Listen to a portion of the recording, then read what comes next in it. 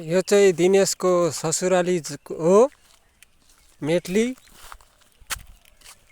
मेटली सामसिङ चिया बगान भन्छ। यहाँ जताततै चिया बगानै बगान छ।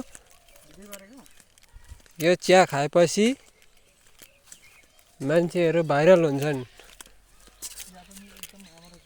बाटो पनि एकदम राम्रो छ।